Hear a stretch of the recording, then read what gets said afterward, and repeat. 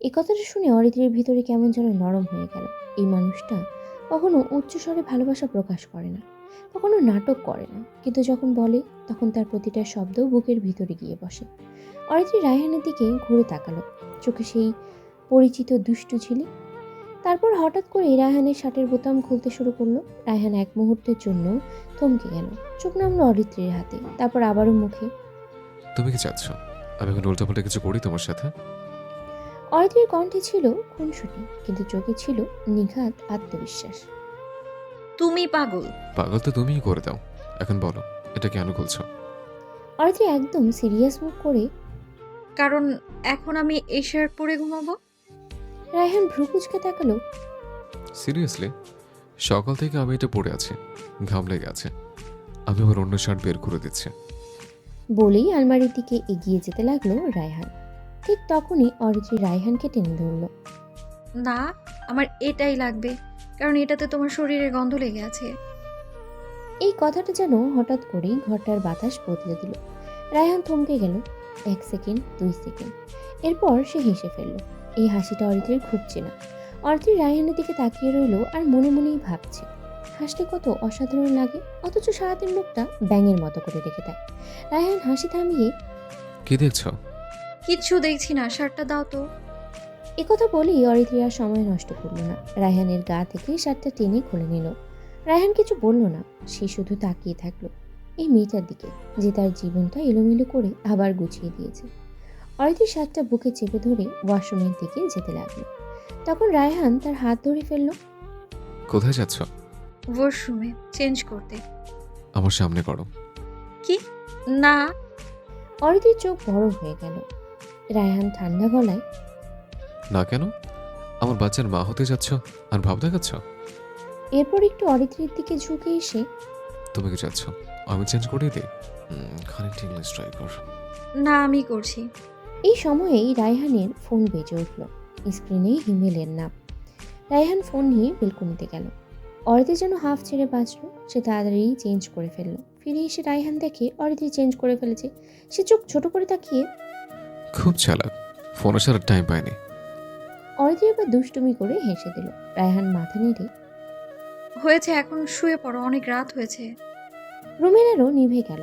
বাইরে স্ট্রিট লাইটের আলো জ্বালানো জানালা দিয়ে ঢুকে পড়েছে। এই নরম আলোয় অরিত্রীর মুখ স্পষ্ট দেখা যাচ্ছে। সে রায়হানের বুকের উপরে মাথা রেখে শুয়ে আছে। রায়হান ধীরে ধীরে অরিত্রীর মাথায় বিলি কাটছে। এই মুহূর্তগুলোই সবচেয়ে শান্ত, শীতল, মধুময়। এক পর্যায়ে রায়হান ডেকে উঠল। বাবুরাম্মু। এই ডাকটা শুনলেই অরিত্রীর মন ভালো হয়ে যায়। সে চট করে তাকালো রায়হানের দিকে। রায়হান মুচকি হেসে, বাবু কি বলছে জানো? কি? বলছে মামামের বুকের তিলটা একটা কিস করতে। একথা শুনে অরিত্রী হেসেই ফেলল। সব কিছুতেই এখন শুধু আমার বাবুর দোষ। সকালে উঠে রায়হান দেখলো অরিত্রী গুটিসুটি মেরে রায়হানকে জড়িয়ে ধরে ঘুমাচ্ছে। তার গায়ে রায়হানের শার্ট। ঘরের আলোটা তখনও নরম।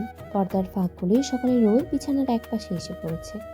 অরিত্রীর চুলগুলো এলোমেলো হয়ে রায়হানের বুকের উপরে ছড়িয়ে আছে। ঘুমের ভেতরেও সে যেন আঁকড়ে ধরে আছে রায়হানকে। ভয় পায় যদি হাত ছাড়লে মানুষটা আবার কোথাও চলে যায়। রায়হান একদম নড়তে চাইছিল না। বুকের উপরে ওই উষ্ণ ভারটা, নিঃশ্বাসের ছন্দ আর নিজের শার্টে লেগে থাকা অরিত্রীর গন্ধ, সব মিলিয়ে তার মনটা অদ্ভুত শান্তিতে ভরে গেল। কয়েক সেকেন্ড সে শুধু তাকিয়েই রইল, মনে মনেই ভাবল, এই মেয়েটা কতটা বদলে গেছে। বিছানা ছাড়ার সময় খুব সাবধানে অরিত্রীর হাতটা নিজের বুক থেকে সরালো, যেন ঘুম না ভাঙে। অরিত্রী হালকা নড়ল, কিন্তু ঘুম ভাঙল না, বরং পাশ ফিরে রায়হানের বালিশটা জড়িয়ে ধরল। এরপর রায়হান মুখে একটা হাসি টেনে উঠে ফ্রেশ হতে চলে গেল। ফ্রেশ হতে হতে আয়নায় নিজের মুখের দিকে তাকিয়ে রায়হান বুঝতে পারল সে হাসছে, এমন হাসি যেটা অনেকদিন নিজের মুখে দেখে না। এরপর রেডি হয়ে অফিসের উদ্দেশ্যে বেরিয়ে গেল। যাবার আগে অরিত্রীর কপালে একটা চুমু দিয়ে বেরিয়ে হলো। ড্রয়িং রুমে আসতেই দেখে সীমান্ত ভার্সিটি যাওয়ার জন্য রেডি হয়েছে। সীমান্তের চোখে তখন এক ধরনের দৃঢ়তা, দীর্ঘ সময় পর নিজের পরিচিত জায়গায় ফেরার প্রস্তুতি। রায়হান সীমান্তকে বলল, আমার সাথে চাইলে যেতে পারেন, আমি ড্রপ করে অফিস চলে যাব। সীমান্ত হালকা মাথা নেড়ে বলল, থ্যাংক ইউ। একটা ছোট্ট বাক্য, কিন্তু তাতে কৃতজ্ঞতা ছিল অনেকখানি। তারা দুজনে একসাথে বেরিয়ে পড়ল। সীমান্ত মনে মনে রায়হানের প্রতি অনেক কৃতজ্ঞ, কারণ এই মানুষটা চাইলেই তার জীবনটা এখানেই শেষ করে দিতে পারত, কিন্তু সেটা না করে আরও গুছিয়ে দিল সব কিছু। বিকেলে সীমান্ত বাসায় ফিরল, সাথে এত এত জিনিস নেই, ছেলের জন্য এটা সেটা, জামা খেলনা কত কি। ব্যাগ খুলতেই একের পর এক রঙিন জিনিস বের হতে লাগলো, ছোট ছোট জামা, নরম খেলনা, শব্দ করা গাড়ি। অব্র কিছু বুঝতে না পেরে শুধু চোখ বড় বড় করে তাকিয়ে আছে। অনিমা দরজার পাশে দাঁড়িয়ে সব দেখছিল। সে শুধু দেখে হাসলো, মুখে কিছু প্রকাশ করলো না, কিন্তু ওই হাসির ভেতরে লুকানো ছিল অনেক কথা, কষ্ট, অভিমান, ভালোবাসা আর একরাশ না বলা অনুভূতি। সীমান্ত মাঝে মাঝে অনিমার দিকে তাকাচ্ছিল। সে কিছু বলছিল না, কিন্তু তার চোখ বারবার যেন জিজ্ঞেস করছিল। আমি কি ঠিক করেছি? অন্যদিকে অরিত্রির দিন কাটছে না রায়হানকে ছাড়া। সে শুধু ঘড়ির দিকে তাকিয়ে, কিন্তু সময় যেন চলছেই না। বারান্দায় দাঁড়িয়ে একবার বাইরে তাকায়, একবার ফোন হাতে নেয়, আবার রেখে দেয়। ভাবছে ফোন দেবে, না, সে তো রাগ করে আছে। ঘরের ভিতরে হাঁটতে হাঁটতে হঠাৎই থেমে পেটে হাত রাখে, এরপর ফিসফিস করে বলে, তোমার বাবার তো কোনো খবর নেই আজ। আজ ঘড়ি কাটা যেন ইচ্ছে করেই ধীরে চলছে। সন্ধ্যার দিকে রায়হান ফিরলে অরিত্রির গাল ফুলিয়ে বসে রইল। রায়হান ব্যাগ দেখে অরিত্রির দিকে তাকিয়ে বুঝে ফেলল আজ ঝড় আসবে। রায়হান অরিত্রির দিকে এগিয়ে এসে, কি হয়েছে? কথা বলবেন না আমার সাথে আপনি? রায়হানের ভ্রু কুঁচকে গেল, তারপর হেসে ফেলল। বাহ, তুমি থেকে আপনি হয়ে গেলাম। হ্যাঁ, সারাদিন একটা ফোনও দেননি আমায়। অরিত্রির কণ্ঠে অভিযোগ, কিন্তু চোখে অপেক্ষা। লাস্ট কয়েকদিন অফিস যায়নি, অনেক কাজ জমেছিল। আমি খুব সরি। অদূরের স্বরেই বলল রায়হান।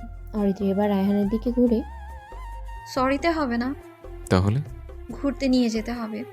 এখন? হ্যাঁ। ওকে, চলুন মহারানী। রায়হান ইচ্ছে করেই নাটকীয় ভঙ্গিতে হাত বাড়ালো। অরিত্রির মুখে রাগ দেখেও হাতটা ঠিকই ধরলো। গাড়িতে উঠতেই অরিত্রির জানালার কাজ নামিয়ে দিল। বাতাসে চুল উঠছে অরিত্রির। সে একেবারে বাচ্চাদের মতো মাথা বের করে তাকাচ্ছে। এই, ঠিক করে বসো। অরিত্রি জিভ বের করে আপনি ড্রাইভ করুন। কিছু দূর যেতেই সে আইসক্রিম দেখতে পেয়ে চেঁচিয়ে উঠল। থামাও থামাও থামাও। এইখানে? হ্যাঁ, আইসক্রিম খাবো। রায়হান ভ্রু কুঁচকে, কোনো আইসক্রিম খাওয়া চলবে না, ঠান্ডা লেগে যাবে। আমি খেতে চেয়েছি নাকি? তোমার বাবু খেতে চাইছে তো। রায়হান কিছু বলল না, শুধু ফ্যাল করে তাকিয়ে রইল অরিত্রির দিকে। আইসক্রিম হাতে নিয়ে অরিত্রি এমনভাবে খাচ্ছে যেন পৃথিবীর সবচেয়ে বড় পাওয়া। মাঝখানে রায়হানের শার্ট আইসক্রিমে পড়ে গেছে। রায়হান চোখ বড় করে তাকাতে অরিত্রি দুষ্টুমি করে বলল, সরি, বাবু করেছে। রায়হান হাসতে হাসতেই মাথা নাড়ল। এরপর হাঁটতে হাঁটতে অরিত্রি হঠাৎ দাঁড়িয়ে গেল। এখানে ছবি তুলবে? রায়হান ফোন তুলতে অরিত্রির মুখ বাঁকাচ্ছে, ভ্রু কুঁচকে, কখনো হাসি চেপে। একসময় সে নিজেই রায়হানের হাতে হাত রেখে মাথা কাত করে দাঁড়ালো। ছবিটা তোলার পর রায়হান ফোন নামিয়ে রাখল, কারণ এই মুহূর্তটা সে অনুভব করতে চায়। অরিত্রি হঠাৎই বলল, আজ ভালো লাগছে। রায়হান ধীরে বলল, আমারও। এরপর গাড়িতে উঠে রায়হান আবার গাড়ি স্টার্ট করলো। গাড়ির ভেতরে শান্ত একটা গান বাজছে, কিন্তু অরিত্রির মনোযোগ গানেও নেই, বাইরেও নেই। সে মাঝে মাঝেই চুরি করে রায়হানের দিকে তাকাচ্ছে। রায়হান সেটা বুঝেও না বোঝার ভান করে ড্রাইভ করছে। হঠাৎ অরিত্রি বলল, তুমি জানো আজ সারাদিন তোমার উপর খুব রাগ হয়েছিল আমার। রায়হান হালকা হেসে, এখনো রাগ আছে? অরিত্রি মুখ পাকিয়ে, একটু আছে। কিভাবে ভাঙানো যায় বলেন তো? অরিত্রির চোখ কুঁচকে ভান ধরে চকলেট কিনে দিলে। রায়হান দীর্ঘশ্বাস ফেলে, এই শহরে তুমি আমার সবচেয়ে বিপজ্জনক শত্রু, জানো? অরিত্রি হেসে ফেলল। সেই হাসিটা এমন যেটা দেখলেই সব ক্লান্তি গলে যায়। গাড়ি থামলো। রায়হান নেমে অরিত্রির জন্য দরজা খুলে দিল। অরিত্রি নাটকীয়ভাবে হাত বাড়িয়ে, সাবধানে নামাতে হবে, আমি কিন্তু স্পেশাল কন্ডিশনে আছি। রায়হান ভ্রু তুলে আচ্ছা বাবুরাম্মু। চকলেট হাতে নিয়ে অরিত্রি হেঁটে যাচ্ছে। হঠাৎ থেমে রায়হানের দিকে তাকিয়ে বলল, জানো, আগে ভাবতাম তুমি অনেক কঠিন মানুষ। এখন? এখন মনে হয় তুমি শুধু ভয় পাও। রায়হান থেমে গেল। কিসের ভয়? অরিত্রি খুব নরম গলায়, আমাদের হারানোর ভয়। রায়হান কিছু বলল না, শুধু হাতটা বাড়িয়ে অরিত্রীর হাত শক্ত করে ধরল। বাসায় ফিরতে ফিরতে বেশ রাত হয়ে গেছে। তারা দুজন বাহির থেকে খাওয়া দাওয়া করেই ফিরেছে। ড্রয়িং রুমে আলো জ্বলছে, কিন্তু সবাই নিজের নিজের রুমে। ঘরে ঢুকতেই অরিত্রী জুতো না খুলে সোফায় বসে পড়ল। রায়হান একটু দুষ্টুমি সুরে, এটুকু দেখলাম তো। অরিত্রী গম্ভীর মুখে, এখন আমি ক্লান্ত গর্ভবতী নারী। রায়হান হেসে ফেলল। সে অরিত্রীর সামনে হাঁটু গেড়ে বসে জুতা খুলে দিল। অরিত্রীর চমকে, এই তুমি কি করছো? আমার বউয়ের পা মেসেজ করা কি অপরাধ? অরিত্রী কিছু বলতে গিয়েও থেমে গেল। চোখ দুটো অদ্ভুতভাবেই ভিজে উঠল। কি হলো? অরিত্রী মাথা নেড়ে, কিছু না। পরের দিন ভোরের আলো জানালার ফাঁক দিয়ে ঘরে ঢুকতেই অরিত্রীর ঘুম ভাঙল। সে নড়তেই রায়হানের হাতটা আরো শক্ত হয়ে তার কোমরের চারপাশে জড়িয়ে ধরল। অরিত্রী খুব ধীরে মাথা তুলে তাকালো। রায়হান এখনো ঘুমাচ্ছে। ঘুমের ভেতরেও ভ্রু দুটো সামান্য কুঁচকে আছে, যেন চিন্তাগুলো ঘুমেই তাকে ছাড়ছে না। অরিত্রী মনে মনেই হাসল। সে আলতো করে রায়হানের বুকের উপরে হাত রাখল। বুকটা ওঠানামা করছে ধীরে, শান্তভাবে। এই বুকেই তো সে সবসময় নিরাপদ বোধ করে। হঠাৎই রায়হান চোখ খুলল। এরপর ঘুম জড়ানো গলায়, এইভাবে তাকিয়েছো কেন? অরিত্রী চমকে উঠল, তাও নিজেকে স্বাভাবিক রেখে। ঘুমাও তুমি। রায়হান চোখ আধ খোলা রেখেই আজ কোথাও যেতে মন চায়? অরিত্রীর সঙ্গে সঙ্গেই, চায়। কোথায়? 7 সমুদ্র 13 নদী ওপারে। রায়হান হেসে, একদম বাচ্চা। বাচ্চা না হলে তুমি ভালোবাসতে। রায়হানে কিছু বলল না, শুধু অরিত্রীকে বুকে টেনে নিল। সকালের নাস্তার টেবিলে আজ সবাই একসাথে। অনিমা অব্রকে কোলে নিয়ে বসেছে। সীমান্ত চুপচাপ চা খাচ্ছে। রুদ্র মোবাইলে কিছু দেখছে। হঠাৎ রুদ্র মাথা তুলে, শোনো, আমি কাল সার্চ করেছিলাম। কি সার্চ? এখান থেকে কাছাকাছি সুন্দর জায়গা আছে, বেশি জার্নি না করলেও ঘোরা যায় এমন। অরিত্রীর চোখ চকচক করে উঠল। সে কিছু না বললেও রায়হান বুঝে গেল অরিত্রীর মনের কথা। রায়হান অরিত্রীর দিকে তাকালো। অরিত্রী খুব নিরীহ মুখ করেই চা খাচ্ছে, কিন্তু পায়ের আঙুল দিয়ে রায়হানের পা খোঁচাচ্ছে। রায়হান দীর্ঘশ্বাস ফেলে, কোথায়? শ্রীমঙ্গল। সীমান্ত এবার মুখ তুলে বলল। ও, ভালো জায়গা। রায়হান আর কিছু বলল না। দুপুরের দিকে অরিত্রী রুমে এসে বিছানায় শুয়ে পড়ল। তার মাথার ভিতরে শুধু ঘোড়ার ছবিগুলোই ঘুরছে। হঠাৎ দরজা খুলে রায়হান ঢুকলো। এখানে লুকিয়েছো কেন? অরিত্রী মুখ ফিরিয়ে, ভাবছি কি ভাবছো? ট্যুরে গেলে আমি নতুন জামা কিনবো। রায়হান একটা নিঃশ্বাস ফেলে, আর তুমি আমার ব্যাগ ধরবে। আর হাঁটতে হাঁটতে ক্লান্ত হলে তুমি কোলে নেবে। রায়হান ভ্রু তুলে, এসব শর্ত কবে থেকে হলো? অরিত্রী হাসতে হাসতে, বিয়ের দিন থেকেই। রায়হান ফিসফিস করে, এই মেয়ে আমাকে নির্ঘাত পাগল বানিয়ে ফেলবে। বিকেলটা ধীরে ধীরেই নামছিল। রায়হান অরিত্রীকে নিয়ে শপিং করতে বের হলো। রোদটা আর আগের মতো তীব্র নেই, নরম, গা ছুঁয়ে থাকা আলো। শহরের এই সময়টাতেই একটা আলাদা সৌন্দর্য থাকে। দিনের ক্লান্তি আর রাতের নীরবতার মাঝখানে দাঁড়িয়ে থাকা এক শান্ত মুহূর্ত। রায়হান গাড়ির দরজা খুলে নামতেই অরিত্রী তার হাতটা বাড়িয়ে দিল। রায়হান 1 সেকেন্ডও দেরি করলো না। অরিত্রীর হাতটা শক্ত করে ধরে ফেলল। বাইরে যতক্ষণ তারা ছিল, রায়হান অরিত্রীর হাত ছাড়েনি। না ভিড়ের মধ্যে, না দোকান থেকে দোকানে ঘোরার সময়। অরিত্রী প্রথমে খেয়াল করেনি, কিন্তু কিছুক্ষণ পর বুঝলো এই হাত ধরা শুধু ভরসা না, এটা রায়হানের ভিতরের যত্ন আর ভালোবাসার প্রকাশ। সে মুচকি হেসে তাকালো রায়হানের দিকে। রায়হান চোখ নামিয়ে নিল, যেন ধরা পড়ে যাবে। শপিং মলটা বেশ বড়, আলো ঝলমলে, চারিদিকে মানুষের কোলাহল, কিন্তু অরিত্রীর মনে হচ্ছিল এই বিশাল জায়গার ভেতরে শুধু ওরা দুইজনই আছে। অরিত্রী এক দোকান থেকে আরেক দোকানে ঢুকছে আর জামা কাপড় দেখছে। হঠাৎ হঠাৎ থেমে রায়হানকে বলছে, এটা দেখো তো। রায়হান দেখছে, কিনছে, একবারও প্রশ্ন করছে না কেন। কারণ সে জানে অরিত্রীর চোখে যেটা ভালো লাগে সেটাই ওর জন্য ঠিক। অরিত্রী শুধু নিজের জন্য কেনাকাটা করছে না, রায়হানের জন্যও করছে। একটা দোকানে ঢুকে অরিত্রী হঠাৎই থেমে গেল। সামনে ঝুলছে পুরুষদের পোশাক। অরিত্রী ঢুকে রায়হানের দিকে তাকিয়ে বলল, তুমি শুধু শার্ট পরো কেন বাইরে? এবার গিয়ে টি শার্ট পরবে। রায়হান কোনো তর্ক করলো না, শুধু মাথা নেড়ে বলল।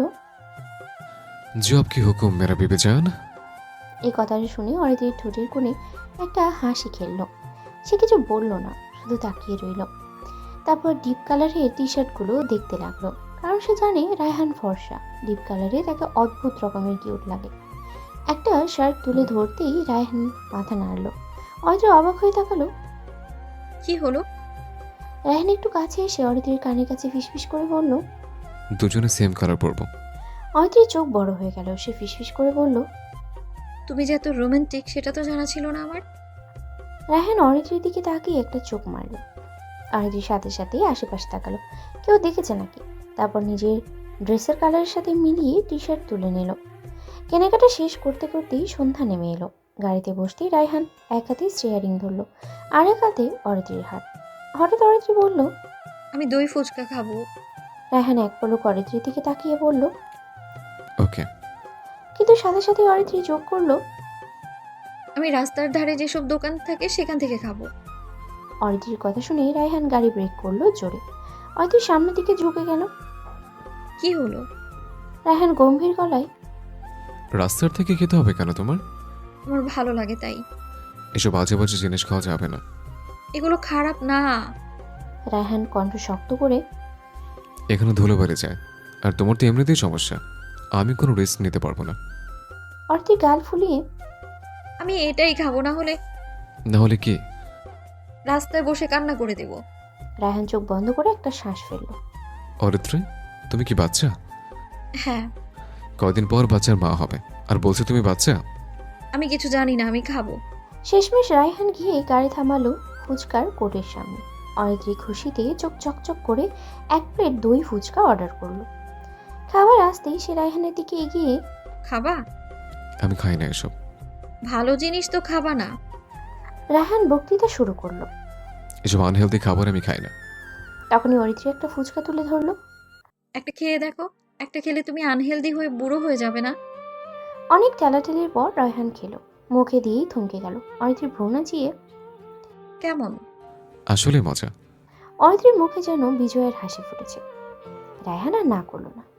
বাসায় ফিরতে ফিরতে তাদের রাত হয়ে গেল। রাতে খাবার শেষে অরিত্রীর ব্যাগ গোছাতে শুরু করলো। রায়হান হাত গুজে দাঁড়িয়ে তাকিয়ে আছে সেই দিকে। একসময় রায়হান বলল।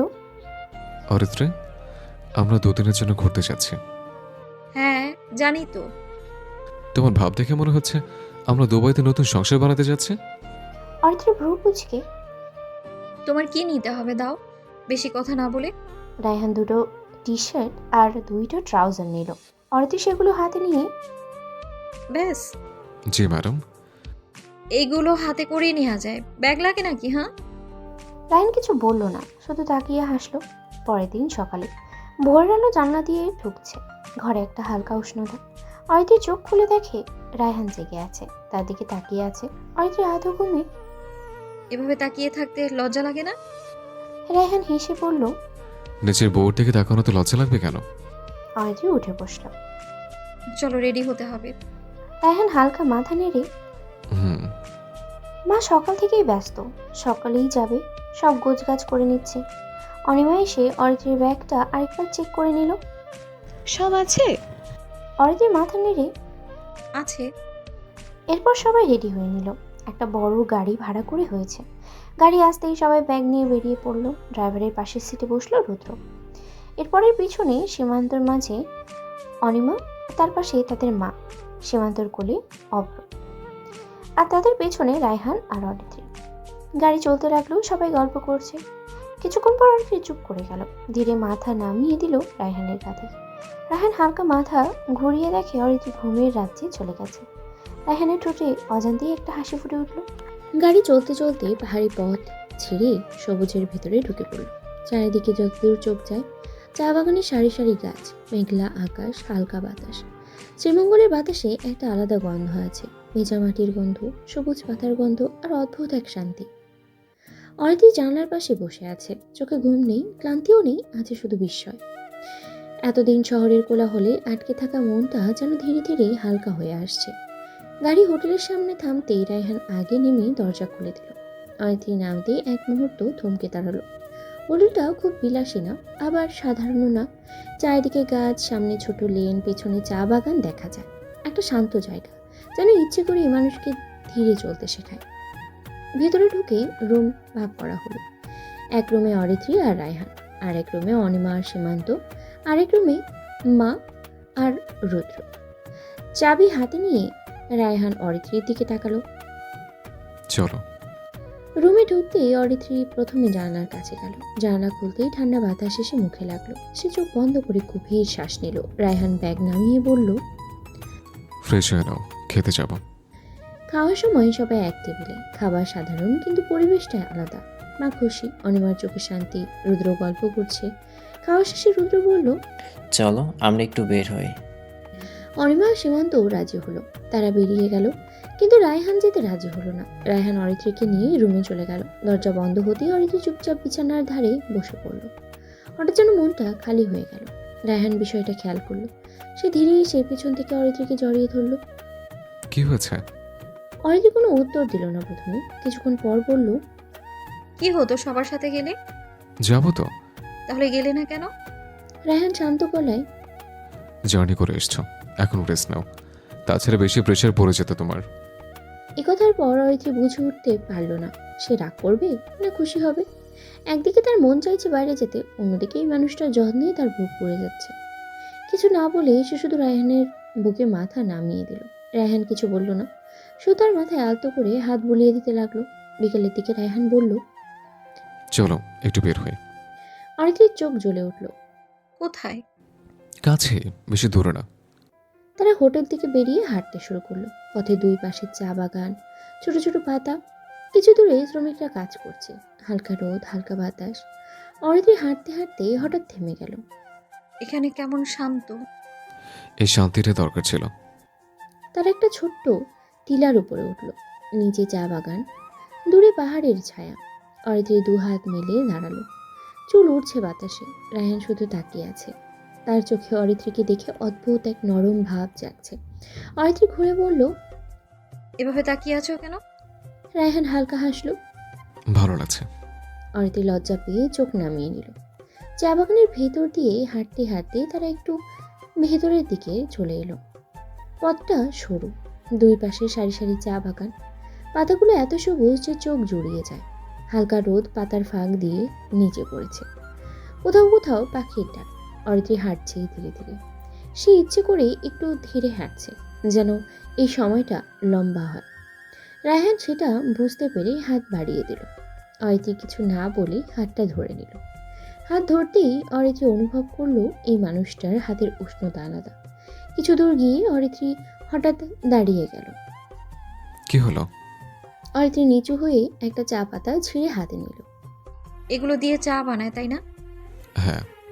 অরিত্রী পাতাটা ঘুরিয়ে ঘুরিয়ে দেখছে। এত সাধারণ জিনিস দিয়ে এত সুন্দর চা? রায়হান হালকা করে বলল। মানুষও তাই। অরিত্রী তার দিকে তাকালো। মানে? রায়হান চোখ সরিয়ে নিল। কিছু না। কিন্তু অরিত্রী বুঝে গেছে, তবুও সে কিছু বলল না, শুধু হাতটা একটু শক্ত করে ধরল। কিছুক্ষণ পর তারা একটা ছোট্ট বেঞ্চে বসলো। বেঞ্চটার সামনে চা বাগান, পেছনে বড় গাছ। অরিত্রী বসে পা দোলাতে লাগলো। হঠাৎ রায়হানের দিকে তাকিয়ে বলল, তুমি কি জানো আমি এখানে এসে খুব খুশি? আমি জানি। না, জানো না। রায়হান এবার অরিত্রীর দিকে তাকালো। তাহলে জানো? অরিত্রী হঠাৎই উঠে দাঁড়িয়ে বলল, তাহলে আমি ছবি তুলবো। রায়হান ফোন বের করে অরিত্রীর হাতে দিল। সে নিজে সেলফি তুলছে, কখনো চা বাগানের ছবি, কখনো নিজের। হঠাৎই রায়হানের সামনে এসে দাঁড়ালো অরিত্রী। তুমি আসো। আমি ছবি তুলতে পছন্দ করি না। আজ করবে? না। অরিত্রী মুখ ফুলিয়ে, তাহলে আমি তোমার সাথে কথা বলবো না। রায়হান দীর্ঘশ্বাস ফেলল। আচ্ছা, একটাই। অরিত্রীর সাথে সাথেই তার পাশে দাঁড়িয়ে পড়ল। ফোন তুলে ক্যামেরা অন করলো।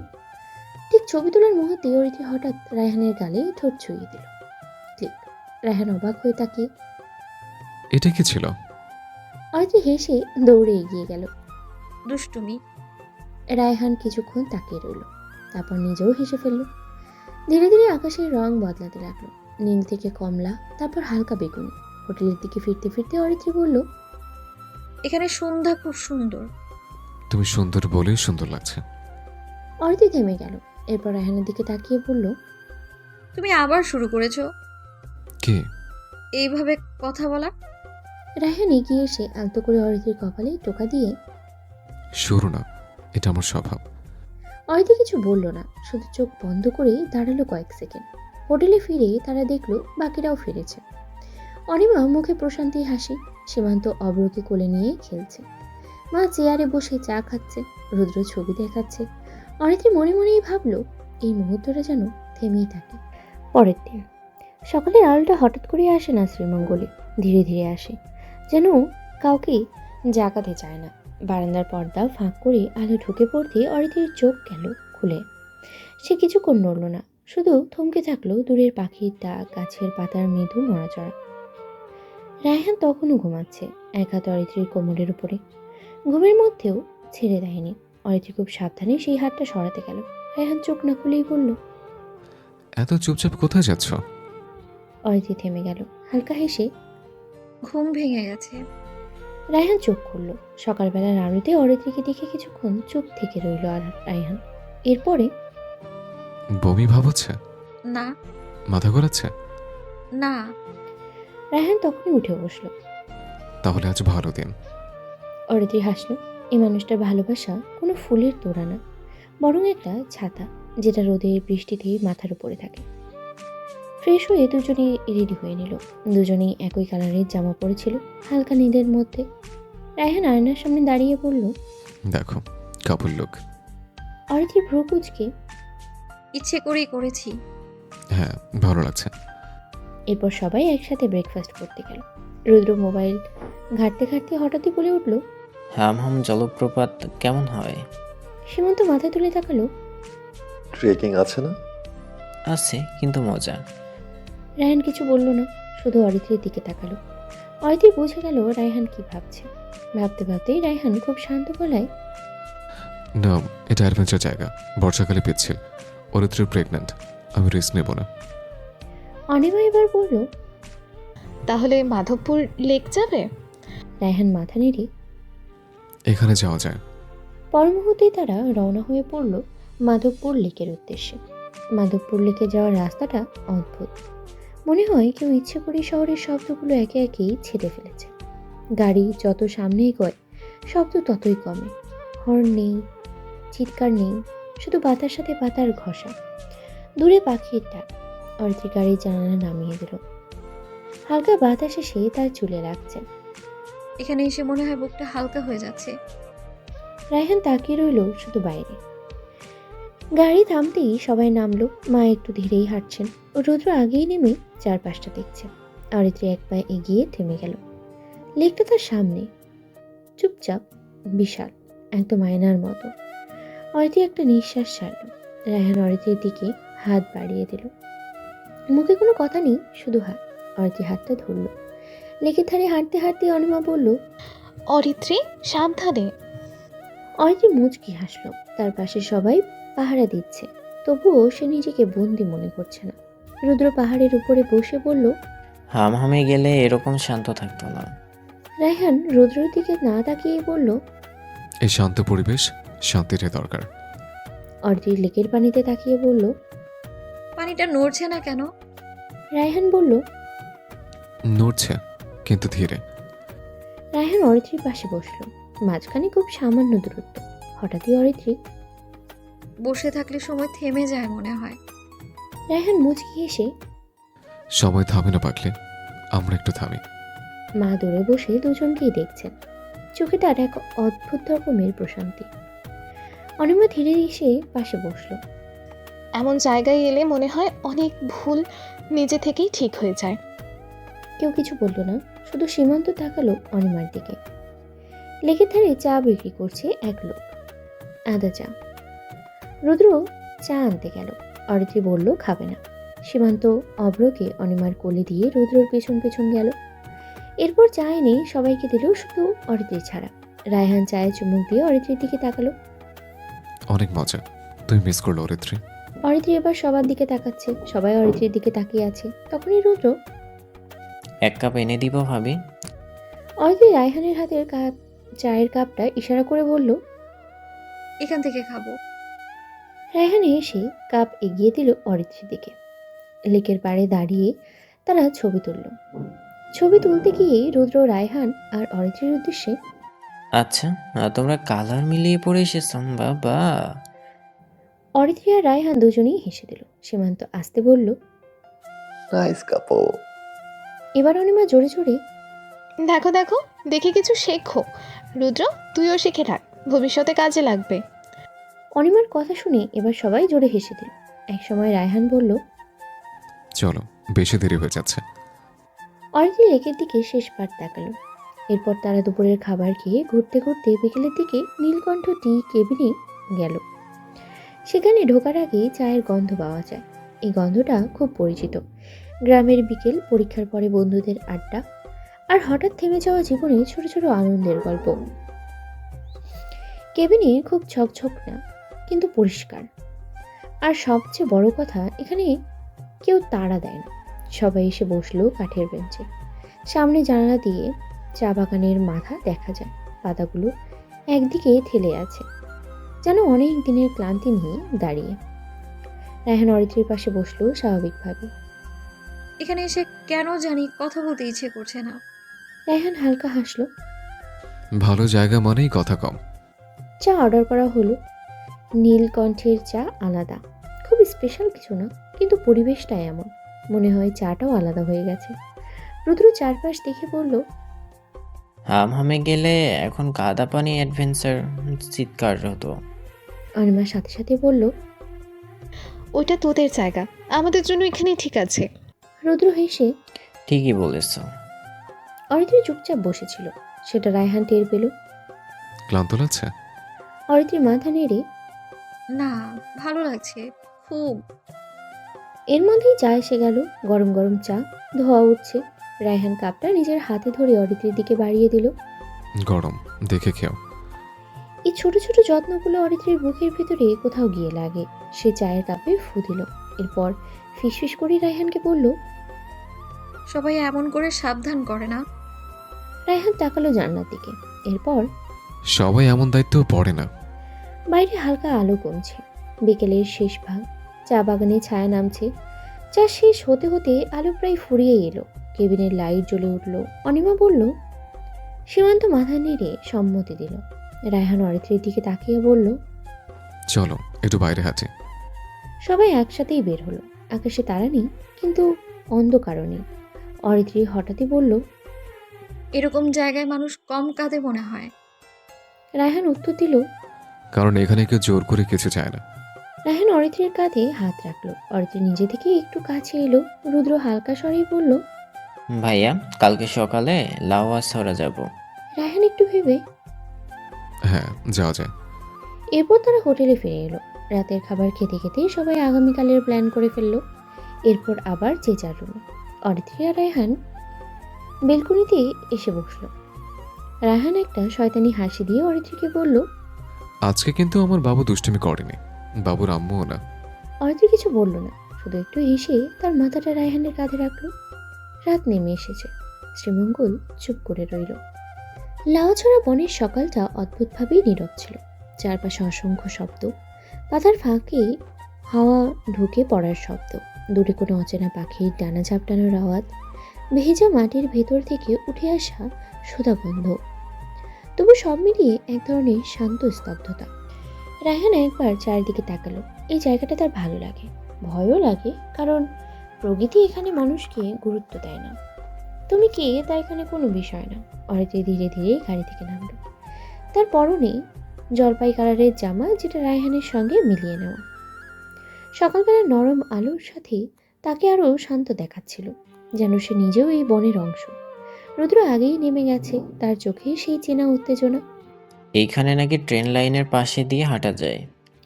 রুদ্রর গলায় অ্যাডভেঞ্চার কাঁপুনি। সীমান্ত ব্যাগটা কাঁধে তুলে নিয়ে পড়ল, বেশি ভিতরে না ঢোকাই ভালো।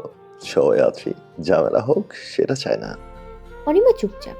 অব্রকে কোলে নিয়ে সে চারিদিকে তাকাচ্ছে। তার চোখে কৌতূহল আছে, ভয় নেই। মা একটু দূরে দাঁড়িয়েছিলেন।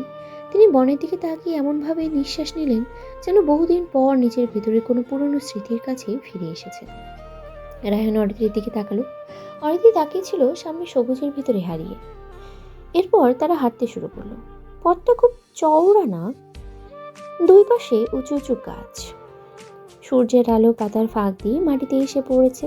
ছোট ছোট ছোট দাগ হয়ে, যেন কেউ মাটিতে আলো ছড়িয়ে ছিটিয়ে দিয়েছে। রুদ্র কথা বলতে বলতে হাত নেড়ে বোঝাচ্ছে যেন সে ইতিমধ্যেই সেখানে দাঁড়িয়ে আছে। সীমান্ত কিছু বলল না। অনিমা নিচের দিকে তাকিয়ে রইল। রায়হান কিছুক্ষণ চুপ করে থাকলেও রায়হানের চোখ চলে গেল অরিত্রের দিকে। অরিত্র তখন একটা গাছের গুঁড়ি ছুঁয়ে দেখছিল। আঙুলে লেগে থাকা শ্যাওলা সে অবাক হয়ে দেখছে, ঠিক বাচ্চাদের মতো। রায়হান জানে এই জায়গাটা বিপজ্জনক। ট্রেকিং মানে লম্বা হাঁটা, পাথুরে পথ, পিছলে যাওয়ার সম্ভাবনা। অরিত্রের পেটের দিকে চোখ চলে গেল রায়হানের, খুব স্বাভাবিকভাবে। রায়হান এবার অরিত্রের পাশে এসে দাঁড়ালো, খুব স্বাভাবিকভাবেই তার হাত ধরলো।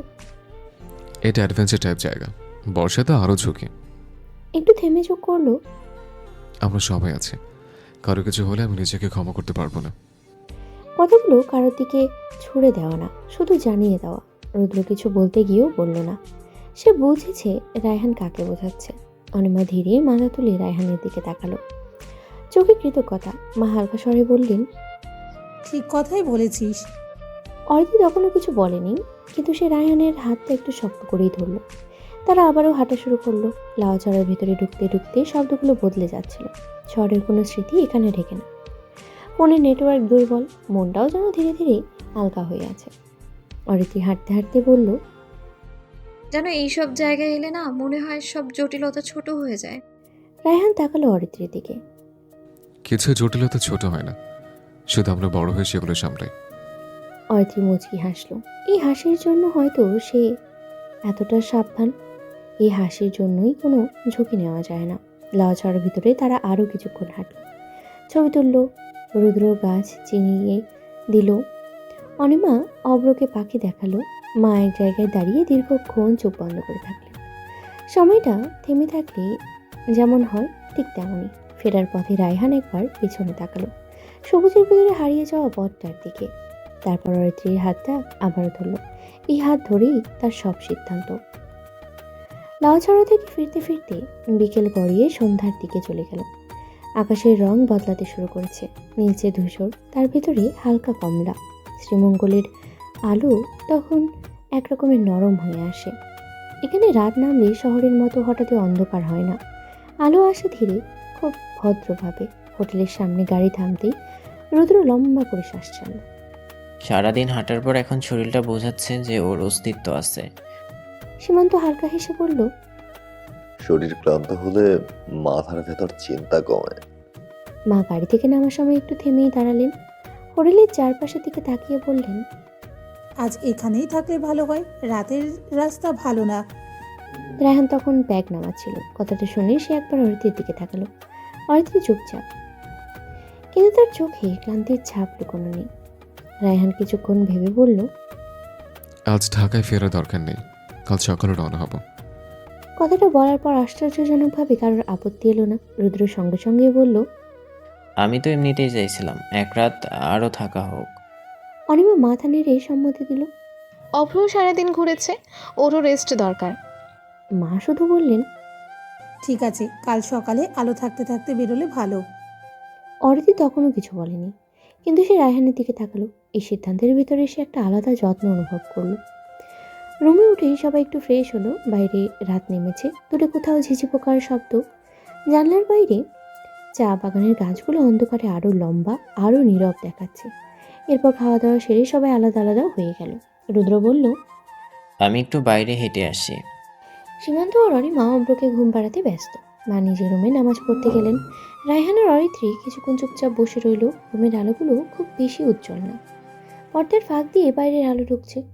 অরিত্রি বিছানার ধারে বসেছিল, তার হাত দুটো নিজের কোলে রাখা। রায়হান ধীরে ধীরে কাছে এসে বলল, বাইরে হাঁটবে? অরিত্রি তাকালো। এখন হ্যাঁ, বেশি দূরে যাব না। অরিত্রি একটু ভেবে মাথা নেড়ে চলো। হোটেলের ভেতরের রাস্তা ধরে তারা হাঁটতে বের হলো। চারপাশে মানুষ কম, হালকা বাতাস, গাছের পাতাগুলো নড়ছে। রায়হান শুধু তার হাতটা অরিত্রির পিঠে রাখলো। হাঁটতে হাঁটতে অরিত্রির গতি ধীরে হয়ে এলো। সে একটু ক্লান্ত, রায়হান সেটা টের পেল। দাঁড়াও। অরিত্রি থামলো। কি হলো? রায়হান কোনো উত্তর দিল না। এক মুহূর্তেই সে অরিত্রিকে কোলে তুলে নিল। অরিত্রি চমকে উঠল। আরে নামাও। চুপ। অরিত্রি দুই হাত স্বাভাবিকভাবেই রায়হানের গলার চারপাশে চলে এলো। সে কিছু বলল না, শুধু মাথাটা রায়হানের কাঁধে রেখে দিল। ভারী লাগছে? খুব আস্তেই জিজ্ঞেস করলো অরিত্রী। রায়হান হালকা হেসে বলল, একদম না, আমার জীবনের সবচেয়ে মূল্যবান অর্জন এটা। অরিত্রী শুধু হাসলো, মুখে কিছু বলল না। এই মুহূর্তে শব্দের দরকার নেই। তারা ধীরে ধীরেই হাঁটছে। চারপাশের অন্ধকার, বাতাস, গাছ সবকিছুই যেন সাক্ষী। অনেক রাতে তারা রুমে ফিরল। অরিত্রী বিছানায় বসতেই ক্লান্তিতে চোখ বুজে এলো। রায়হান পাশে বসে তার চুলে হাত বুলিয়ে দিল। কাল সকালে বের হব। পরের দিন সকালের আলো জানলা দিয়ে ঢুকতেই অরিত্রীর ঘুম ভাঙল। বাইরে পাখির ডাক, শ্রীমঙ্গলের সকাল অন্যরকম। এখানে দিনের শুরুটা খুব তাড়াহুড়ো করে না। নাস্তা শেষে সবাই গাড়িতে উঠল। এবার রায়হান ড্রাইভারের পাশে, অরিত্রীর পেছনে আরাম করে বসে। গাড়ি চলতে শুরু করলো। শ্রীমঙ্গল ধীরে ধীরে পিছনে পড়ে যাচ্ছে। চা বাগান, গাছ, কুয়াশার ছায়া, সবকিছু। অরিত্রী জানালার বাইরে তাকিয়ে ভাবছে। কিছু জায়গা শুধু দেখা যায় না, অনুভব করতে হয়। কিছুক্ষণ পর রায়হান একবার পেছনে তাকালো। অরিত্রীর চোখ বন্ধ, সে ঘুমাচ্ছে। তার ঠোঁটে হালকা একটা হাসি। তার গাড়ি ঢাকার দিকে এগিয়ে চলেছে। ঢাকার সাইনবোর্ড চোখে পড়তেই গাড়ির ভেতরের বাতাসটা বদলে গেল। শহরের পরিচিত কোলাহল ধীরে ধীরে কান ঝালাপাড়া করে তুলছে। কিন্তু গাড়ির পিছনের সিটে বসে থাকা অরিত্রীর চোখ তখনও আধঘুমে। তার মনটা পড়ে আছে শ্রীমঙ্গলের সবুজে, নরম বাতাসে, রাতের নীরবতায়। গাড়ি থামতেই রায়হান নেমে এসে দরজা খুলে দিল। সাবধানে নামো। অরিত্রী হেসে বলল, আমি কি কাচের তৈরি? রায়হান উত্তর দিল না, শুধু তার হাতটা শক্ত করে ধরল। এই ধরাটার ভিতরে ছিল অভ্যাস, চিন্তা আর ভালোবাসার অদ্ভুত মিশেল।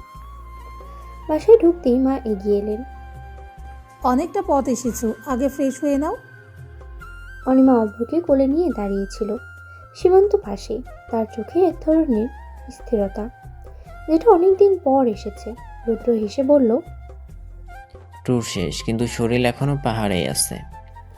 হালকা হাসির মধ্যেই সবাই যার যার কাজে ব্যস্ত হয়ে পড়ল। সন্ধ্যায় অরিত্রী নিজের রুমে এসে জানালার ধারে দাঁড়ালো।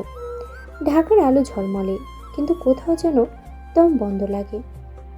সে জানে এটা জায়গার দোষ না, মনটাই এখনো অন্য জায়গায় আটকে আছে। পেছন থেকে রায়হানের গলা এলো। রায়হান জানালার বাইরে তাকালো। কিছু জায়গায় সময়ের জন্য না, অনুভূতির জন্য। অরিত্রী তাকালো রায়হানের দিকে। তুমি সবসময় এমন কথা কোথা থেকে পাও? রায়হান হালকা হাসলো। তোমার কাছ থেকেই। কিছুক্ষণ চুপচাপ দাঁড়িয়ে থাকার পর অরিত্রী বলল, জানো, আমি আগে কখনো বুঝিনি কারো পাশে থাকাটা এতটা নিরাপদ হতে পারে। রায়হান ধীরে বলল। আমি চাই তুমি এটা ভুলে না যাও। অরিত্রী তার হাতটা ধরল। ভুলে গেলে আবার মনে করিয়ে দিও। রাতে ঘুম আসে না অরিত্রীর। রায়হান ঘুমিয়ে পড়েছে। অরিত্রী বিছানায় শুয়ে ছাদের দিকে তাকিয়ে আছে। তার হাতটা পেটের উপরে রাখা। মাতৃত্ব মানে শুধু আনন্দ না, মাতৃত্ব মানে দায়িত্ব, বদলে যাওয়া, নিজেকে হারানোর ভয়। সে ফিসফিস করে বলে, আমি কি ভালো মা হতে পারবো? এরপর পাশে ঘুমন্ত রায়হানের দিকে তাকায়। এই মানুষটার উপরেই সে ভরসা রাখতে পারে। হঠাৎ অরিত্রীর চোখ ভিজে যায়। এভাবেই কেটে যায় দিন। কেটে গেল 1 মাস। সকালে রায়হান অফিসে চলে গেলে অরিত্রীর কখন কি লাগে সব দায়িত্ব থাকে রুদ্রের উপরে। টাইম মতো খাবার খাওয়া, শাওয়ার নেওয়া, সব কিছুই অনিমা দেখে রাখে। চারপাশে সবাই যেন ভালোবাসার চাদরে ঘিরে রেখেছে অরিত্রীকে। আর সব থেকে বেশি যেটা অরিত্রীর উষ্ণতা দেয় সেটা হলো রায়হানের যত্ন। এটা শুধু একটা যত্নই না, বরং কোনো এক অজানা আবেশে আবদ্ধ করে রাখছে সে অরিত্রীকে। অরিত্রী বুঝতে পারছিল তার শরীরটা তার আগের মতো নেই। এটা শুধু শারীরিক পরিবর্তন না, এটা অচেনা বাসার মতো হয়ে উঠেছে সে নিজেই। সকালে ঘুম ভাঙতেই প্রথম যে অনুভূতিটা আসে সেটা ক্লান্তি। কোনো কাজ না করেও ক্লান্ত।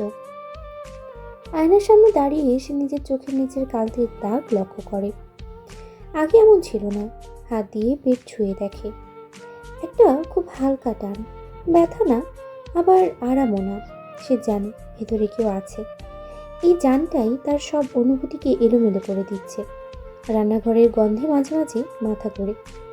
কাপড়ে লেগে থাকা সাবানের গন্ধও হঠাৎ অসহ্য লাগে অরিত্রীর।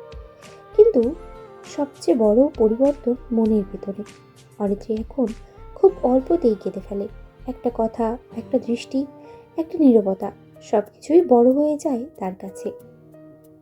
একদিন বিকেলে সে সোফায় বসে আছে, বাইরে বৃষ্টি, রায়হান তখনও অফিস থেকে ফেরেনি। হঠাৎ তার বুকের ভেতরে একটা শূন্যতা তৈরি হলো। কেন সেটা সে নিজেও জানে না। অরিত্রি ফোনটা হাতে নিল। রায়হানের নামটা স্ক্রিনে ভেসে উঠতেই চোখ ভিজে গেল।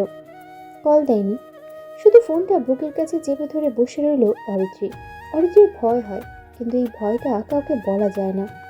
ভয় হয় রায়হান যদি বদলে যায়, ভয় হয় রায়হান যদি তাকে এভাবে ভালো না বাসে, ভয় হয় সে ভালো মা হতে পারবে কিনা। এক রাতে অরিত্রি বিছানায় শুয়ে হঠাৎই বলল, রায়হান, হুম। তুমি কি একদিন আমায় নিয়ে বিরক্ত হয়ে যাবে? রায়হান চোখ খুলে তাকালো। এই প্রশ্ন কেন? অরিত্রি উত্তর দিতে পারল না। কিভাবে বোঝাবে এই ভয়টা যুক্তির না অনুভূতির। রায়হান ধীরে উঠে বসল। অরিত্রির মুখটা নিজের দিকে ঘুরিয়ে নিল। তুমি এখন নিজের ভেতর আরেকটা জীবন বহন করছো, এই সময় এমন ভাবনা আসবে। একটু থেমে, কিন্তু শোনো, আমি বদলাবো না। তুমি কাঁদলে আমি থামাবো, তুমি ভয় পেলে আমি সামনে দাঁড়াবো। অরিত্রির চোখ দিয়ে পানি গড়িয়ে পড়ল রায়হানকে জড়িয়ে ধরে। আমি জানি না আমি কেমন মা হব। রায়হান অরিত্রির কপালে কপাল ঠেকিয়ে বলল, যে মানুষ এত ভয় পায় সে খারাপ মা হতে পারে না। এই কথাটা শুনে অরিত্রির কান্না থেমে গেল। তবে রায়হানও বদলাচ্ছিল, কিন্তু খুব চুপচাপ। সে আর আগের মতো জোরে হাসে না। অফিসে কাজ বাড়লেও তাড়াতাড়ি বাড়ি ফেরে। ফোনে কথা বলার সময়ও খেয়াল রাখে অরিত্রির আশেপাশে আছে কিনা।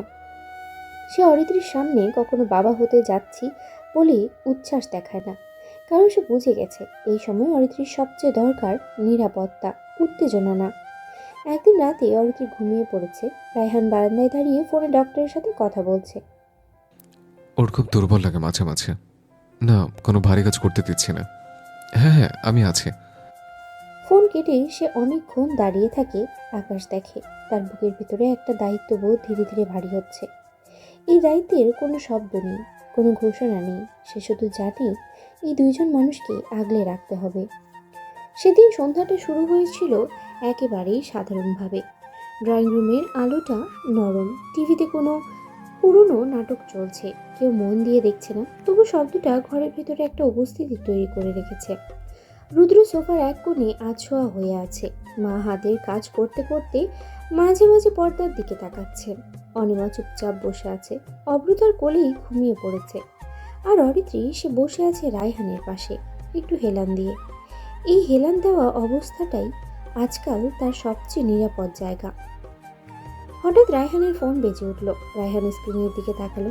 এক সেকেন্ডের জন্য তার চোখ থেমে গেল। ঠিক থেমে গেল না, যেন কোনো শব্দ ভেতরে ঢুকে পড়েছে, কিন্তু সে এখনো বুঝে উঠতে পারেনি সেটা কি। রায়হান কিছু বলল না, শুধু ফোনটা হাতে নিয়ে বেলকুনিতে চলে গেল। দরজাটা পুরো বন্ধ করলো না, শুধু এমনভাবে টানলো যেন ভিতরের শব্দ বাইরে না যায়। ফোন রিসিভ করতেই যেন সব বদলে গেল। রায়হানের চোখের পাতার ভাঁজ শক্ত হয়ে এলো, চোয়ালের পেশি টান টান, যেন হঠাৎ করেই সে অন্য একজন মানুষ হয়ে গেল। রায়হানের হাত ধীরে ধীরে মুঠো হয়ে গেল, নখগুলো তালুতেই ঢুকে যাচ্ছে, অথচ সে খেয়ালই করছে না। এরপর ফোনটা কেটে রায়হান কিছুক্ষণ দাঁড়িয়ে থাকলো। সে বারান্দার রেলিংয়ের ওপরে হাত রাখলো, এমনভাবে যেন নিজেকে সামলাচ্ছে। তারপর রুমে ঢুকে স্যুট নিয়ে বেরিয়ে গেল। ড্রয়িং রুমে পা রাখতেই সবার চোখ একসাথে তার দিকে ঘুরে গেল। কেউ কিছু বলার আগেই মা প্রশ্ন করলো, এই সময় কোথায় যাচ্ছিস? কাজ আছে, যেতে হবে। মা একটু সোজা হয়ে বসলেন। এখন রাতে? হ্যাঁ। আর কোনো কথা বলার সুযোগ না দিয়ে রায়হান মেইন গেট দিয়ে এগিয়ে গেল। অরিত্রও পিছন পিছন গেল। তার বুকের ভিতরটা হঠাৎই মোচড় দিয়ে উঠল, কিন্তু কেন সে নিজেও জানে না। দরজার বাইরে গিয়ে রায়হান এক সেকেন্ড থামলো, তারপর ঘুরে দাঁড়ালো। অরিত্রের দিকে দুপা এগিয়ে এসে অরিত্রের কপালে একটা চুমু দিল। এরপর খুব আস্তে, খেয়ে নিও। এটুকু বলেই রায়হান তাড়াহুড়ো করে নেমে গেল। অরিত্রি সিঁড়ির দিকে তাকিয়ে রইল। বুকের ভেতরটা হঠাৎই শূন্য হয়ে গেল তার, এমন এক শূন্যতা যেটার কোনো নাম নেই। মনে হলো এই বুঝি সে রায়হানকে হারিয়েই ফেলল। রাতে আর অরিত্রের গলা দিয়ে খাবার নামলো না। খাবারের প্লেটটা তার সামনেই ছিল। ভাত ঠান্ডা হয়ে যাচ্ছিল, ডালের উপরে পাতলা একটা চামড়া পড়েছে, কিন্তু সে খেয়ালই করলো না। তার চোখ শুধু দরজার দিকে, যেন এই দরজাটা খুললেই রায়হান ঢুকে পড়বে আর বলবে। দেরি হয়ে গেল। কিন্তু দরজা খুলল না। অর্জি ফোনটা হাতে নিল আর আঙ্গুল কাঁপছে তার। রায়হানকে কল দিল, রিং যাচ্ছে, একবার দুবার, কিন্তু কোনো রেসপন্স নেই। সে আবারও কল দিল, এবারও না। রায়হান তো কখনো এমন করে না। এই চিন্তাটাই তার বুকের ভেতরে প্রথম কাটা হয়ে ঢুকলো। এভাবে 1 ঘন্টা গেল, 2 ঘন্টা, টিভি বন্ধ হয়ে গেছে, ঘরের আলো যেন ধীরে ধীরে নিস্তেজ হয়ে আসছে। রাত গভীর হচ্ছে, কিন্তু রায়হানের কোনো খবর নেই। 11টা, 12টা, 1টা। অরিত্রি সোফায় বসে থাকতে থাকতে উঠে দাঁড়ায়, আবার বসে পড়ে। হাঁটতে গিয়ে হঠাৎ থেমে যায়, মাথা ঘুরে। 2টা বাজতেই সে আবার কল দিল রায়হানকে। এবার ফোনটা বন্ধ। এই সুইচড অফ শব্দটা যেন অরিত্রির মাথার ভিতরে প্রতিধ্বনি তুলল। অরিত্রি এবার কান্নাকাটি জুড়ে দিল। মা উঠে এসে অরিত্রিকে বুকে টেনে নিলেন। অনিমা পানি এনে দিল। রুদ্র কথা বলছে, সীমান্ত বলছে, কিন্তু কেউই অরিত্রিকে শান্ত করতে পারছে না, কারণ অরিত্রির কান্না এখন শুধু শব্দ না, এটা ভেঙে পড়া। ও কোথায় গেছে বলেও তো গেল না। এই কথাটা অরিত্রি বারবার বলছে, যেন উত্তর পেলেই সব ঠিক হয়ে যাবে। তার মাথার ভেতরেই শুধু একটাই অনুভূতি, তার মাথার উপরে ছায়াটা নেই। হঠাৎ অরিত্রির মনে পড়লো রায়হানের সেই কথাটা। তুমি আমাকে ভালোবাসবে এই বিশ্বাসে না, একদিন তুমি আমাকে ছাড়া থাকতে পারবে না এই অনুভূতিতে দাঁড়িয়ে আছে। এই কথাটা মনে পড়তেই বুকের ভেতরটা মোচড় দিয়ে উঠলো অরিত্রির। এই রকমটা তো সে চায়নি। ভালোবাসা মানে তো নিরাপত্তা, এই অন্ধকার নয়। কাঁদতে কাঁদতে কখন যে অরিত্রি ক্লান্ত হয়ে ঘুমিয়ে পড়ল সে জানে না। সারা রাত অরিত্রির পাশে তার মা আর অনিমা বসে রইল। মা বারবার ফোন দিচ্ছেন রায়হানকে, ফোন বন্ধ। তিনি চুপচাপ কাঁদছেন আর আল্লাহর কাছে দোয়া করছেন। ফজরের আজান কানে আসতেই মা নামাজে দাঁড়ালেন। অনিমা বসে রইল অরিত্রির পাশে। কিছুক্ষণ পরেই অরিত্রি হঠাৎই লাফিয়ে উঠল। প্রথমেই তার চোখ গেল পাশের দিকে, রায়হান নেই, অনিমা বসে আছে। অরিত্রি অনিমার দিকে তাকিয়ে, রায়হান আসেনি? অনিমা ধীরে মাথা নাড়ল। অরিত্রি ফোনটা নিয়ে আবারও কল দিল, ফোন বন্ধ। এবার সে আর নিজেকে সামলাতে পারল না, বাচ্চাদের মতো হাউমাউ করে কাঁদতে শুরু করে দিল। অরিত্রির কান্না দেখে অনিমাও ভেঙে পড়ল। সে অরিত্রিকে নিজের দিকে টানছে, জড়িয়ে ধরছে, কিন্তু অরিত্রি যেন ধরা ছোঁয়ার বাইরে। এই কান্নার শব্দে পাশের রুম থেকে সীমান্ত আর রুদ্র দৌড়ে এলো। রুদ্র কাঁপা গলায় বলল, ভাবি প্লিজ, তুমি এমন করলেও আরও অসুস্থ হয়ে যাবে, একটু শান্ত হও। ভাবি প্লিজ, তুমি এমন করলে আরও অসুস্থ হয়ে যাবে, একটু শান্ত হও। সকাল হোক, ভাইয়া ফিরে আসবে, কিচ্ছু হয়নি ভাইয়ার, চিন্তা করো না প্লিজ। কিন্তু অরিত্রির কান্না থামল না। সে 2 হাঁটু ভাঁজ করে তাতে মাথা গুজে কেঁদেই যাচ্ছে। আলো ফুটতেই সে হিমেলকে ফোন দিল। হিমেলের ফোন সুইচ অফ। অরিত্রি আরও কয়েকবার দিল, একই বলছে। এবার সে নাইট গার্ডকে কল দিল। তিনি জানালেন, সন্ধ্যার পর রায়হান স্যার আর হিমেল স্যার এসেছিলেন। ঘন্টাখানেক পর দুজনেই বের হয়ে যান। ফোন কেটে দিল অরিত্রি। একটা ক্লু পাওয়া গেছে, তার মানে অফিসের সাথেই সব কানেক্টেড। অরিত্রি হঠাৎই উঠে দাঁড়ালো। রুদ্র রেডি হও, অফিসে যেতে হবে। বলেই অরিত্রি রেডি হয়ে নিল, সাথে কাউকে নিল না, শুধু রুদ্রকে নিয়ে বেরিয়ে গেল। রাতের থেকে না খেয়ে আছে অরিত্রি, তার উপরে সারা রাত ঘুম হয়নি। সব মিলিয়ে অরিত্রির শরীর কাঁপছে। শুধুমাত্র সে মনের জোরেই বের হয়েছে, তাকে পারতেই হবে। দেয়ালে যখন পিঠ থেকে যায় তখন হয়তো মানুষ এমনটাই হয়ে যায়। অরিত্রি অফিসে ঢুকতে গেলে তাকে দারোয়ান আটকে দিল। অরিত্রি অবাক হলো, কে এলো? উনি কবে থেকে দারোয়ানের ডিউটি পালন করছে? অরিত্রি অনেক বুঝিয়ে শুনিয়েও কোনো কাজ হচ্ছে না। তখনই দারোয়ানের ফোন বেজে উঠল। ফোন রিসিভ করে দারোয়ান ওকে স্যার। বলেই ফোন কেটে দিয়ে অরিত্রিকে ভিতরে ঢুকতে বলল। অরিত্রি রুদ্র দুজনেই অবাক হলো। তারা ধীরে ধীরে উপরে উঠে গেল। আশ্চর্যের ব্যাপার হলো উপরে কোনো অফিস স্টাফ নেই। তারা একে অপরের দিকে তাকিয়ে এরপর রায়হানের কেবিনের দিকে গেল। কেবিনের সামনে যেতেই অরিত্রির বুকের ভিতরে ধক করে উঠল। কেবিনের দরজা খোলা, রায়হানের চেয়ারে বসে আছে অন্য এক পুরুষ। অরিত্রির বেশি সময় লাগলো না তাকে চিনতে। এই সেই লোক যে কিনা অরিত্রিকে পার্টিতে বাজে অফার দিয়েছিল। এরপর রায়হান তার গালে থাপ্পড় বসিয়ে ডিল ক্যান্সেল করেছিল। এই সেই জিন্না কবির। অরিত্রিকে দেখেই জিন্না কবির দাঁড়িয়ে, ওয়েলকাম মিসেস মির্জা, আমি জানতাম আপনি আসবেন। অরিত্রী চারপাশে চোখ বুলিয়ে প্রশ্ন ছুড়ে দিল জিন্না কবিরের দিকে। আপনি এখানে কেন, আর রায়হান কোথায়? জিন্না কবির হেসে মিস্টার মির্জা কোথায় সেই কথায় পরে আসি, আগে আমি এখানে কেন সেটা বলি। একটু দম নিয়ে আমি এখানে কারণ এখন থেকে আমি এই কোম্পানির সিইও। মিস্টার মির্জা আমার কাছে কোম্পানি হ্যান্ড ওভার করে দিয়েছে। অরিত্রীর চোখ এবার বড় বড় হয়ে গেল। সে যেন নিজের কানকে বিশ্বাসই করতে পারছে না। রুদ্র ভ্যাবাচিকা খেয়ে যাচ্ছে তার কথায়। অরিত্রী নিজেকে সামলে আবারও প্রশ্ন করলো, রায়হান কোথায়? ওনার যেখানে থাকার কথা তিনি সেখানেই আছেন। অরিত্রী ভ্রুকুচকে মানে? জিন্না কবির এবার শব্দ করে হেসে দিল। এরপর অরিত্রীর দিকে তাকিয়ে এসে অরিত্রী এবার দাঁতে দাঁত চেপে I ask again, where is Raihan? Jinna Kabir একটা বাঁকা হাসি দিয়ে I want tell you what you'll do. অরিত্রীর রক্ত এবার মাথায় উঠে গেল। সে এগিয়ে গিয়ে টেবিলের উপর থেকে ফুলের টবটা হাতে নিয়ে জিন্না কবিরের দিকে ফিক্কে দিল। জিন্না কবির তাড়াতাড়ি সরে যাওয়ায় সেটি তার গায়ে লাগলো না। এরপর সে তেড়ে অরিত্রীর কাছে গেল। রুদ্র তাকে ছাড়ানোর চেষ্টায় করে যাচ্ছে। বেশ কিছুক্ষণ ধস্তাধস্তির পর জিন্না কবির শেষ করে দিয়েছি তোর রেহানকে, এখন শুধু তোকে আমার বিছানায় নেওয়া বাকি। এই একটা কথা অরিত্রীকে পুরো পাথর বানিয়ে দিল। অরিত্রী পড়ে যেতে লাগলো। রুদ্র তাড়াতাড়ি অরিত্রীকে ধরে নিল। এরপর রুদ্র শেষ করে দিয়েছেন মানে? ভাইয়া কোথায় আছে প্লিজ বলুন। রুদ্রের মন নরম সুরে জিন্না কবির যেন আরো মজা পেল। শেষ করে দিয়েছি মানে খতম। অরিত্রীর কোনো কথা বলছে না। রুদ্র অরিত্রীকে ধরে অফিস থেকে বের করে আনলো। রিকশার ভেতরে বসেও সে পাথরের মতো নিশ্চুপ। রুদ্র অনেক কষ্ট করে অরিত্রীকে ধরে রেখেছে যেন হঠাৎই সে পড়ে না যায়। অরিত্রীর চোখ খোলা, কিন্তু চোখে যেন কোনো দৃষ্টি নেই। তার কানে শুধু একটা বাক্যই ঘুরছে, শেষ করে দিয়েছি তোর রেহানকে। এই কথাটা যেন কেউ তার মাথার ভিতরে হাতুড়ি দিয়ে পিটিয়ে যাচ্ছে। রিকশা চলতে চলতে হঠাৎই অরিত্রী একবার পিছন ফিরে তাকালো। অফিস বিল্ডিংটা দাঁড়িয়ে আছে আগের মতোই, একই রং, একই কাজ, একই দরজা। কিন্তু তাও সব কিছু যেন বদলে গেছে। এই বিল্ডিংয়ের ভেতরেই ছিল রায়হান। এই বিল্ডিংয়ের প্রতিটা ইটের সাথেই জড়িয়ে ছিল তার কণ্ঠ, তার সিদ্ধান্ত, তার নিরাপত্তা। আজ এই বিল্ডিংটাই যেন শূন্য। বাসায় পৌঁছাতেই অনিমা আর মা দৌড়ে এগিয়ে এলো। রুদ্র অরিত্রীকে ধরে ধরে সোফায় বসালো। অরিত্রীর শরীরটা যেন হাড় চামড়া ছাড়া কিছুই নেই। অনিমা রুদ্রকে প্রশ্ন করলো, কি রে, কি খবর? কিছু কি জানা গেল?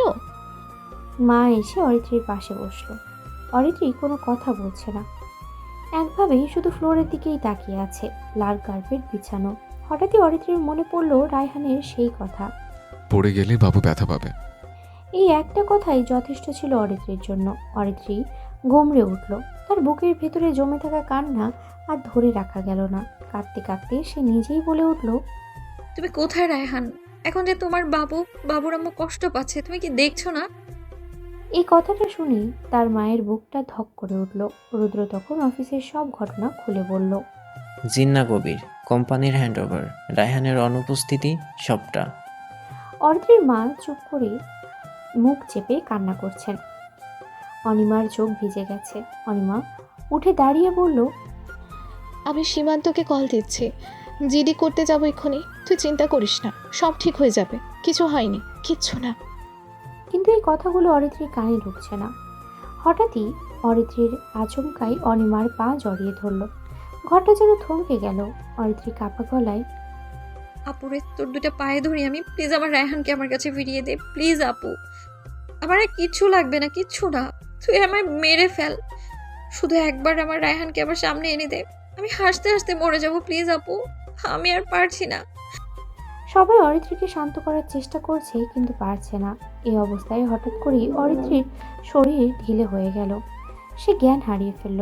মুহূর্তেই তার শরীর ঠান্ডা বরফের মতো হয়ে গেল। কেউ দেরি করলো না। সবাই মিলে অরিত্রীকে হাসপাতালে নিয়ে গেল। এই হাসপাতাল অরিত্রীর পরিচিত। এখান থেকেই তার প্রেগন্যান্সি টেস্ট করা হয়েছিল। যে ডক্টরের আন্ডারে অরিত্রী আছে তিনিও এখানেই বসেন। নার্সরা অরিত্রীর এই অবস্থা দেখে দৌড়ে এলো।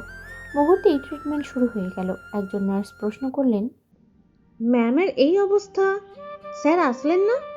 উনি কোথায়? অনিমা প্রসঙ্গ এড়িয়ে, রায়হান একটু ব্যস্ত তাই। কিছুক্ষণ পর অরিত্রীকে কেবিনে শিফট করা হলো। স্যালাইন লাগানো হলো। অনিমা সীমান্তকে কল দিয়েছে। সীমান্ত আসলেই ওরা থানায় যাবে। কেবিনের সবাই চুপচাপ বসে আছে। রুদ্রর কোলে অব্র। হঠাৎ একজন নার্স এসে অরিত্রীর সেলাই চেক করলো, স্যালাইন চেক করলো, বলল